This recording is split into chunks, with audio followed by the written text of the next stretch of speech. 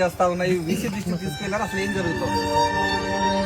ఈరోజు ఇంత జరుగుతున్నా కూడా ఈరోజు రాష్ట్ర ప్రభుత్వంలో ఏదైతే కుటుంబ ప్రభుత్వం ఉందో ఆ ప్రభుత్వంలో భాగంగానే ఈరోజు బీజేపీ వ్యవహరిస్తుంది. ఆ వ్యవహరించే దాంట్లోనే ఈరోజు సెంట్రల్ గవర్నమెంట్ లో బీజేపీ ప్రభుత్వం ద్వారానే ఈరోజు సాంస్క్రిట్ సెంట్రల్ యూనివర్సిటీ హయాంలోనే నడుస్తా ఉంది. ఈ యొక్క యూనివర్సిటీలో ఈరోజు దళిత మహిళ పైన ఈరోజు గర్భవతి చేసినా కూడా ఈరోజు దాన్ని కప్పు పెట్టే విధంగా ఈరోజు వీసీ గారు వ్యవహరిస్తున్నారు. ఇన్ని రోజులు 9 నెలల కాలం అవుతున్నా కూడా అమ్మాయి గర్భమయ్యి ఇంతవరకు కూడా యూనివర్సిటీలో ఉంటూ ఇక్కడే చదువుకుంటుంటే వార్డర్లు గానీ అక్కడున్న ప్రొఫెసర్లు గానీ అక్కడున్న క్లాస్ టీచర్లు గానీ అనేక మంది తెలిసినా కూడా దీన్ని బయట రాకుండా ఈరోజు వీసీ గారు వ్యవహరించి అదేవిధంగా ఏదైతే అసిస్టెంట్ ప్రొఫెసర్ ఉన్నారో లక్ష్మణ్ కి సపోర్ట్ చేసి ఈరోజు ఈ విధంగా చేస్తున్నాడు. అంటే మీరు విద్యార్థులు పక్క రాష్ట్రం నుంచి విద్యార్థులకి ఇక్కడ చదువు చెప్పేది మానేసి ఈరోజు లైంగికంగా వేధించి ఈరోజు మీ యొక్క మానవ కోరికలు తీర్చుకునేదానికి ఈరోజు మీరు పాఠాలు చెప్తున్నారా? ఈరోజు ఒక ఇంట్లో ఉన్న తండ్రే తప్పు చేస్తే ఆ తండ్రికి ఉన్న పిల్లకాయలు ఎవరికి పోయి చెప్పుకోవాలి?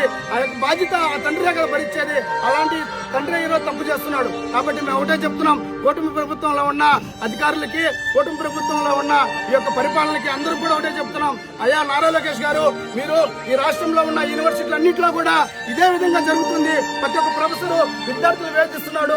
మీరు ఎందుకు మౌనంగా ఉన్నారు?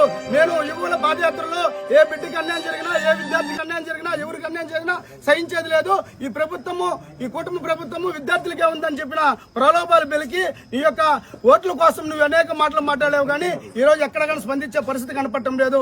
ఈ రోజు తిరుపతిలోనే ఇప్పటికే దాదాపు అనేకమైన ఘటనలు వెలుగులోకి వచ్చినా కూడా నువ్వు ఏమాత్రం స్పందించలేదు. అంటే నీ సొంత ఊరు నారావారిపల్లి దగ్గరలో ఉండి నీ యొక్క స్వయాన నీ సొంత ఊర్లోనే ఇలా జరుగుతుంటే ఈ యొక్క రాష్ట్ర ముఖ్యమంత్రి నారా చంద్రబాబు గారు ఉన్నా కూడా ఈ రాష్ట్రానికి ముఖ్యమంత్రిగా ఏమాత్రం స్పందించలేదంటే ఈ రోజు ఎంత సిగ్గుచేటు. ఇప్పటికైనా బుద్ధి తెచ్చుకొని తక్షణమే ఎవరైతే వీసీ ఉన్నారో ఆయన భద్రత చేయాలి. అది ఏదైతే మహిళ ఉందో ఆ మహిళకు న్యాయం చేయాలి. ఈ ఎవరైతే ఈ నీచుడు ఈ మానవ మృగం ఎవరైతే ఉన్నారో ఆయనకి తక్షణమే ఉరిశిక్ష చేయాలని కూడా వైఎస్ఆర్ విద్యార్థి విభాగంగా మేము సూటిగా హెచ్చరిస్తున్నాం. ఈ యొక్క